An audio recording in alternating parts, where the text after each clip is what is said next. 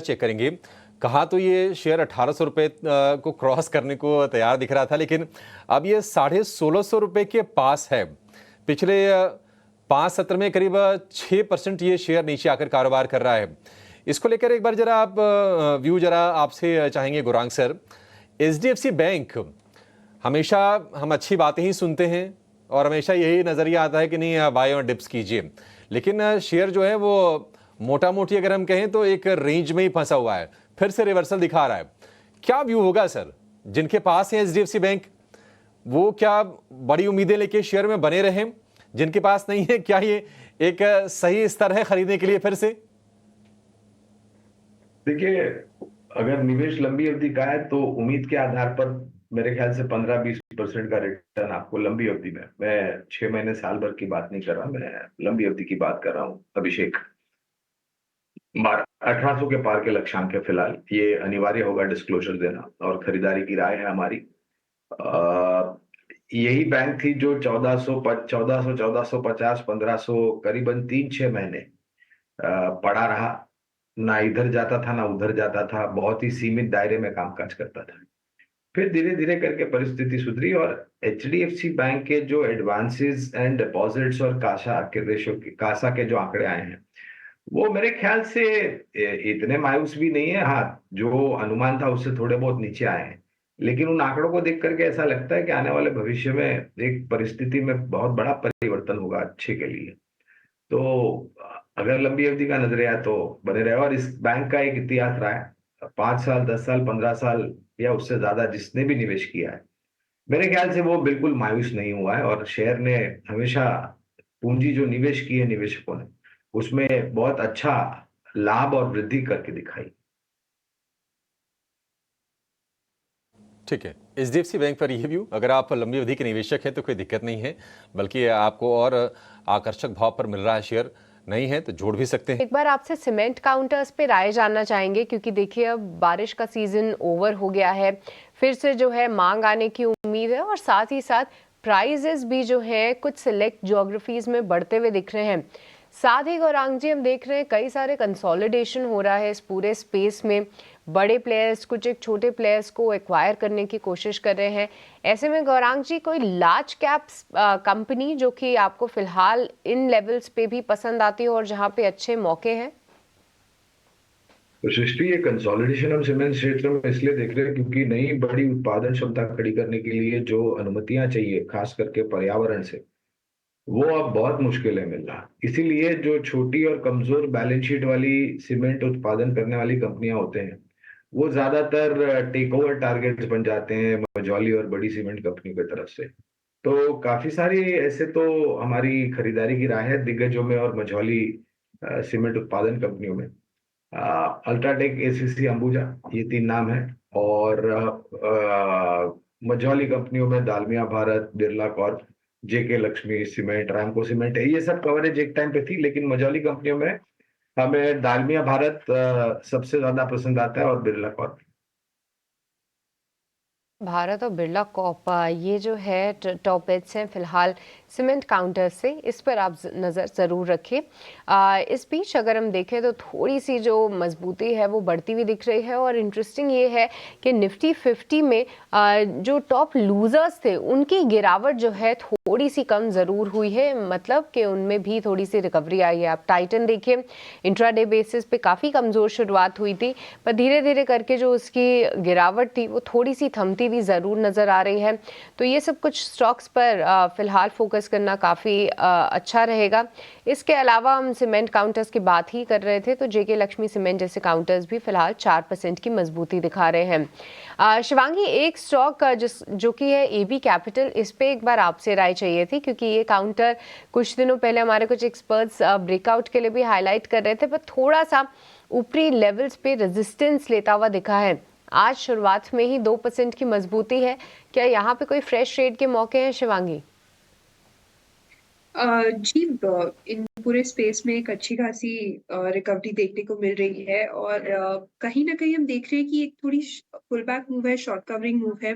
मेरा यह मानना है, अगर हम स्पेसिफिकली एबी कैपिटल की बात करें, तो यहाँ पे स्टॉक अगर 235 के ऊपर होल्ड करता है, तो यहाँ पे हम बाइंग का स्टांस लें। वरना थोड़ा वेट एंड वॉच की रणनीति रहेगी। ऑलराइट, थोड़ा सा वेट करें। अगर 245 के ऊपर ये स्टॉक निकलता है तो फिर आपको इसमें फ्रेश बाय लेना है। पर कुछ एक सेलेक्ट फार्मा काउंटर्स में भी एक अच्छा मोमेंटम है, क्योंकि देखिए कुछ डिफेंसिव बेट्स में इंटरेस्ट आना लाजमी है। शिवांगी, ऐसे में एक बार डिवीज़ लैब पे आप राय देंगे, क्योंकि मैं देख पा रही थी कि पिछले 2 हफ्ते में काफ़ी टाइट रेंज में रहा ये स्टॉक। इसके अलावा अपना जो एक लेवल है 5400 के ऊपर ही अपने आप को होल्ड करने की कोशिश कर रहा है। शिवांगी, मेरे हिसाब से अगर ये ऊपर निकल जाता है तो अपने प्रीवियस रेजिस्टेंस को भी क्रॉस करेगा।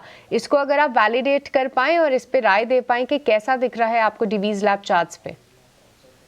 जी, डिवीज़ लैब बहुत ही स्ट्रॉन्ग है। पिछले 6 महीनों से हमने लगातार इसमें हायर बॉटम्स बनते हुए देखे हैं, यानी कि सपोर्ट बेस्ड बाइंग बहुत ही स्ट्रॉन्ग है और शानदार रूप से बाइंग देखने को मिली है स्टॉक में।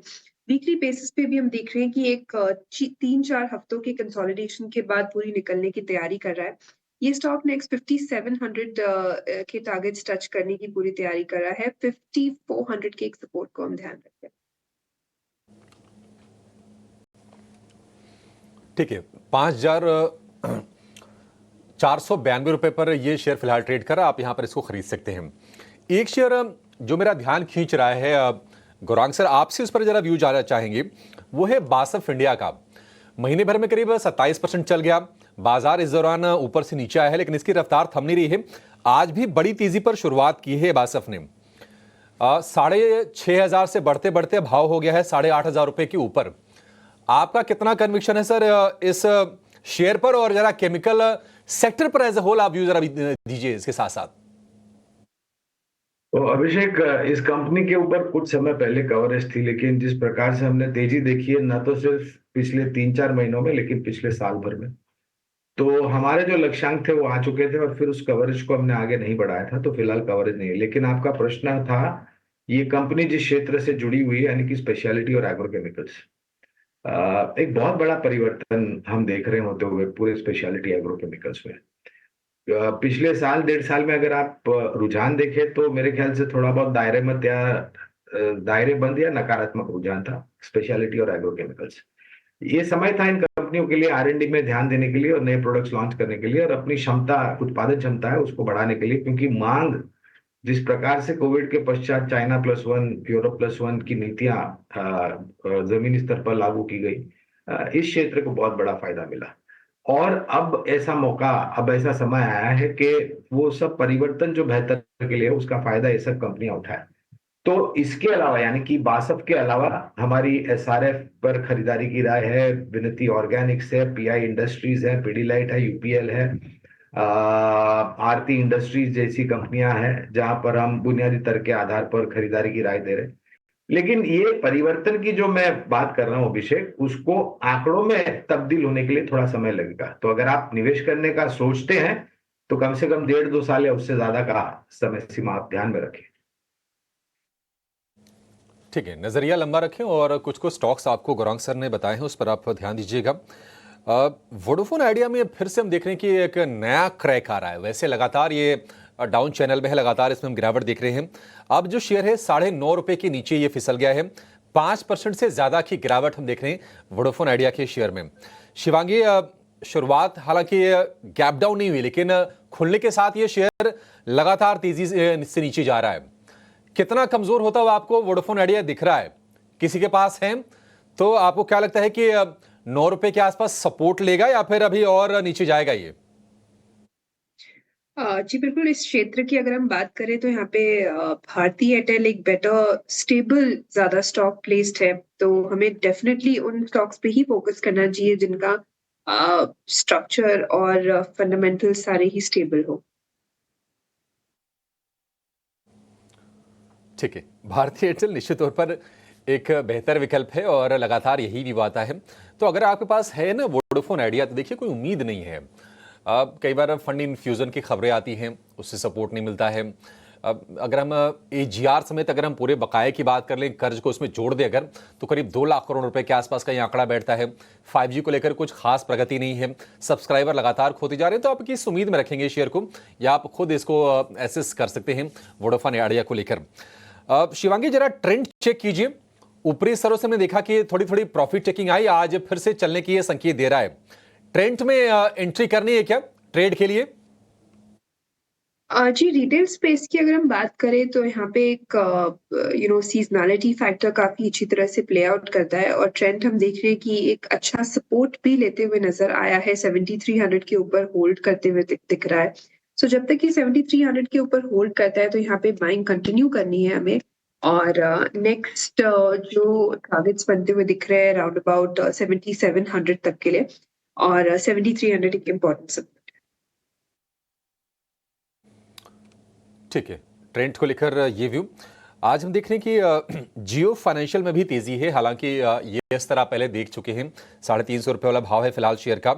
ब्लैक रॉक को स्पॉन्सरशिप के लिए सेबी से मंजूरी मिली है। हालांकि ये खबर पुरानी है, पहले आ चुकी थी, लेकिन सेबी से ये मंजूरी आई है, ये नई चीज़ है। म्यूचुअल फंड कारोबार करने के लिए जियो फाइनेंशियल ने ये ज्वाइंट वेंचर किया था। लेकिन निश्चित तौर पर कोई भी अगर पॉजिटिव डेवलपमेंट होता है जियो फाइनेंशियल को लेकर तो बाजार उसको पॉजिटिवली रेट करेगा उस पर। गौरांग सर, जियो फाइनेंशियल 350 रुपये, क्या ये एंट्री पॉइंट है? किसी को अगर मान लीजिए नजरिया थोड़ा लंबा रखना है, साल भर 2 साल का, फिर टारगेट क्या हो जाएंगे यहां से? 414 415 के लक्ष्यांक है अभिषेक, फिलहाल जो हमने निर्धारित किए हैं जियो फाइनेंशियल सर्विसेज पर।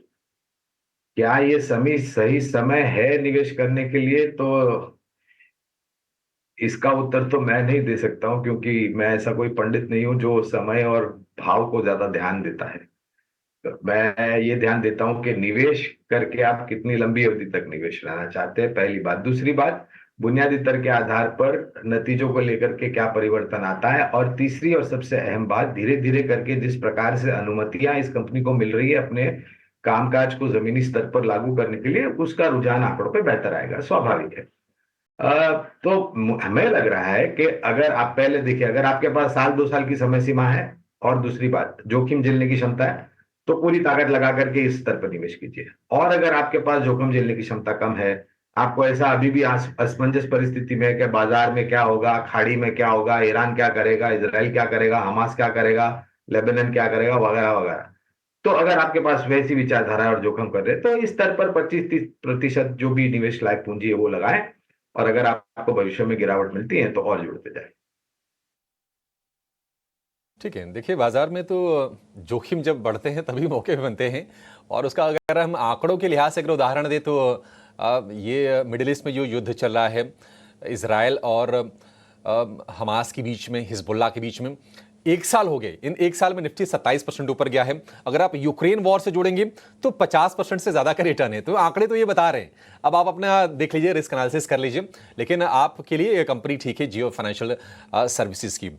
शिवांगी, आप जरा एक बार बंधन बैंक को देखिए। लगातार हम देख रहे थे कि पिटाई का शिकार हो रहा था शेयर। ये आज थोड़ा सा, चूंकि अपडेट्स पॉजिटिव हैं, शेयर थोड़ा सा रिकवर करने की कोशिश कर रहा है।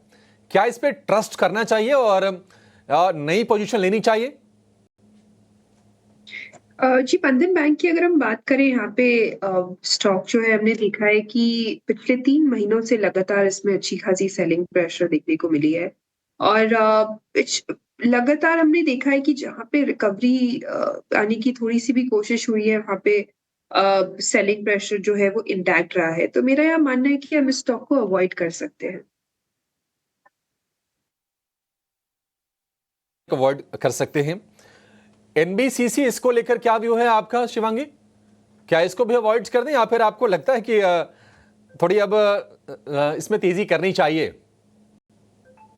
जी, यहाँ पे स्टॉक हम देख रहे हैं कि लगातार पिछले 6 हफ्तों से एक बहुत ही नैरो बैंड में कामकाज कर रहा है। इनफैक्ट ये स्टॉक अपने की एक्सपोनेंशियल मूविंग एवरेजेस के ऊपर भी नहीं होल्ड कर पा रहा है। तो मेरा यह मानना है कि इसको हम अवॉइड कर सकते हैं।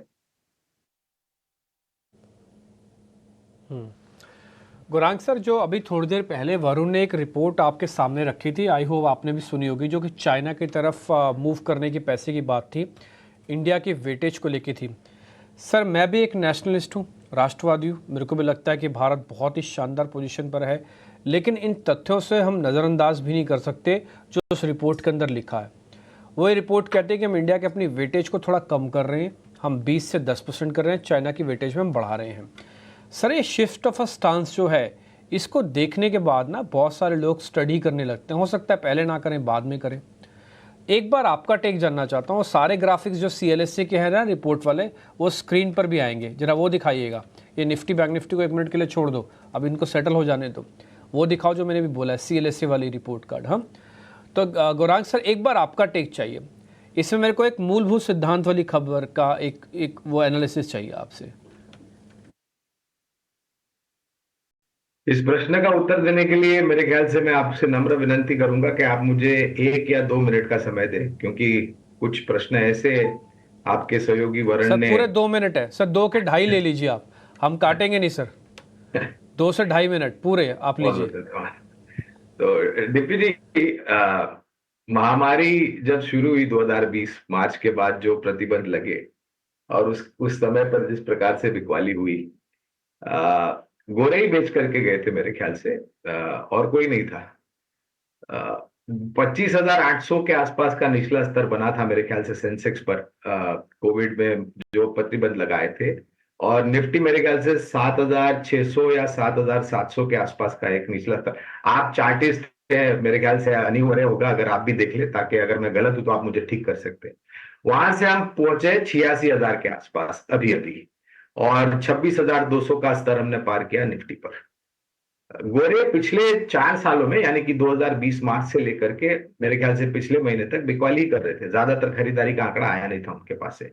ये हमारी स्थानीय संस्थागत निवेशक थे, जो छोटे छोटे निवेशक धीरे धीरे करके पिछले 4 साल में जुड़े शेयर बाजार के साथ, हमारे देवभूमि भारत की विकास के साथ और शेयर बाजार के विकास के साथ। तो हमने सामना किया तभी भी उनका, और हमने हमारे में क्षमता पूर्ण तरीके से, ताकत पूर्ण तरीके से, कि अगर ये जो छोटी मोटी, मैं तो ये कहता हूं 10% 20% के आप ज्यादा बेच के जाए बाहर, आपको मुबारक हो चाइना, हमें हमारा भारतवर्ष मुबारक हो, ये बात ठीक है। और अब भी हम कहते हैं, जब वो बिकवाली कर रहे थे तब भी हमने एक नया जीवन का नया सर्वोच्चम स्तर बनाया। ये सब स्थानीय संस्थागत निवेशक और स्थानीय जो छोटे मोटे मझौले निवेशक है उन्होंने किया। 2 बात वरुण ने रखी थी, उसको स्पष्टीकरण देता हूं। एक तो बात करी थी कच्चे तेल की, तो पूरे विश्व ब्रह्मांड में क्या भारत ही है जो कच्चा तेल खाता पीता है? चाइना नहीं आयात करता है, मेरे ख्याल से हमारे से ज्यादा तो चाइना इंपोर्ट करता है कच्चा तेल। तो जो कच्चे तेल के दाम अगर बढ़ते हैं तो असर जो हमारे पे होगा उससे ज्यादा असर चाइना पे होगा। दूसरी बात, ये काउंटर आर्ग्यूमेंट में रख रहा हूं जो वरुण भाई ने रखी थी, हमारी जो बायलैटरल ट्रेड रिलेशनशिप रशिया से और ईरान से, तो हमें डिस्काउंटेड भाव में मिलता है। मुझे नहीं पता चाइना को क्या भाव में मिलता है, और मैं ना तो जानना चाहता हूं कि चाइना को क्या भाव में मिलता है। और एक तर्क जो ये गोरों ने रखा था और जो वरुण भाई ने रखा कि आईपीओ मार्केट बहुत बड़े तरीके से आ रहा है। अरे तो आईपीओ मार्केट जनवरी से चल रहा है, पिछले साल से चल रहा है, 2022 से आईपीओ मार्केट चल रहा है।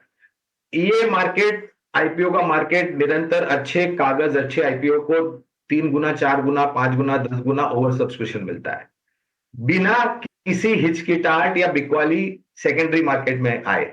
और एक बात है, जब आईपीओ मार्केट तीव्र चल रहा था तभी भी हमने नया सर्वोच्चम स्तर बनाया। तो ये जो नगदी को लेकर के, लिक्विडिटी को लेकर के एक भय खड़ा करने की बात की है किसी गोरे ने, मैं इसको 100% डिस्काउंट करता हूं। और मैं तो खुश, मेरी तो मंद मंद मुस्कान अंदर से होती है डिम्पी के, अगर वो जाते हैं चाइना तो उनको मुबारक हो। हमें हमारी अर्थव्यवस्था, हमारी विचारधारा, हमारी क्षमता और हमारे भरोसे पर और मजबूता हो। और अभी जा रहे हैं तो मेरे ख्याल से 6-8 महीने बाद वापस आएंगे, क्योंकि चाइना को लेकर के जो भी खबर आती है दीपी भाई, मैं चुटकी भर नमक नहीं, मुट्ठी भर नमक से लेता हूं। क्योंकि चाइना में क्या होता है वो चाइना के नागरिक को नहीं पता, हम और आप क्या होते हैं। सही बात है, ये पॉइंट टेकन है सर। आपने सारे पॉइंट्स का अच्छे से एग्जांपल्स के साथ सारी बातें समझाई, और इसलिए मैंने आपने भी समय मांगा, और मेरे को भी कोई हर्ज नहीं रहा समय देने में, क्योंकि अगर ये चीज़ हम नहीं समझेंगे तो फिर समझ में भी नहीं आएगी। इसको रैशनल तरीके से समझना बहुत ज़रूरी था, और आपने काम बखूबी किया। गौरांग सर, आप सुबह से बैठे हैं, मेरे को लग रहा है कि अब 9:45 हो चुके हैं, अब आपका नाश्ते पानी का भी टाइम हो गया होगा, आप इजाज़त ले सकते हैं सर। हमारा बहुत बहुत शुक्रिया, थैंक यू वेरी मच।